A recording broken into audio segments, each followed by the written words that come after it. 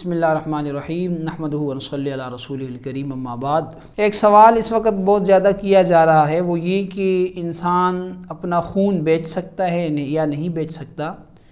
جبکہ مریضوں کو اس کی ضرورت بھی ہوتی ہے۔ اسی طرح بعض انسانی اعضاء ایسے ہوتے ہیں جس کی دوسرے کے اندر پیوند کاری ہو جاتی ہے، دوسرے کو وہ عضو لگ جاتا ہے، تو ایسی صورت میں دوسرے انسان کی جان بچانے کے لیے اس کو خرید و فروخت اس کی ہو سکتی ہے یا نہیں۔ تو اس حوالے سے یہ سمجھ لیں کہ جو انسانی اعضاء ہیں ان کی خرید و فروخت تو درست نہیں ہے، کیونکہ انسانی اعضاء کی خرید و فروخت یہ انسانی حرمت اور انسانی شرافت کے خلاف ہے کہ آپ نے انسان کو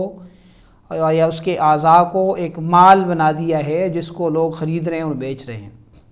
اس لیے اس کی فقہاء نے اجازت نہیں دی۔ البتہ اگر کوئی انسان اس قدر بیمار ہے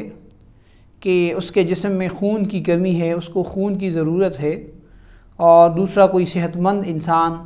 اگر اس کو خون دے دیتا ہے تو اس سے اس کی بیماری ختم ہو سکتی ہے، اس کی جان بچ سکتی ہے، تو یہ ایک اچھا اور نیک کام ہے اور دوسرے انسان کو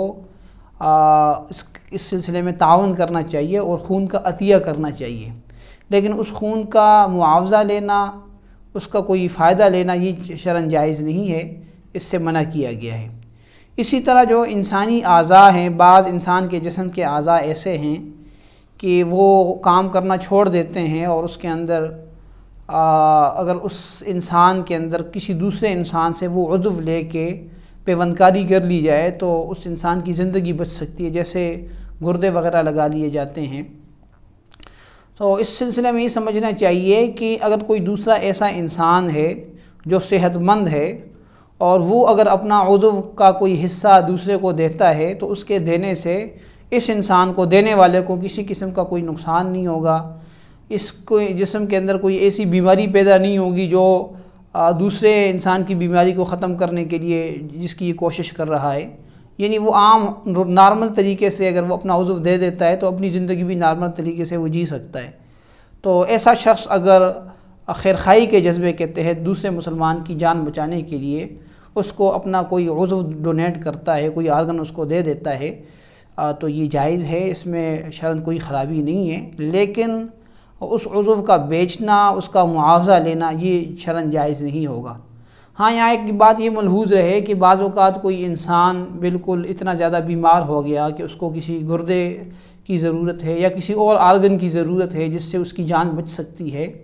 اور دوسرا جو دینے والا انسان ہے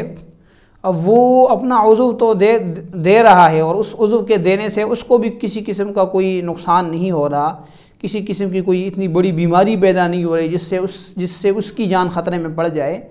تو ایسا شخص اپنا عضو تو دے رہا ہے لیکن وہ بغیر معاوضے کے نہیں دے رہا، یعنی وہ کہتا ہے میں دوں گا لیکن مجھے کچھ نہ کچھ پیسے دو آپ۔ تو ایسی صورت میں جو ضرورت مند ہے، یعنی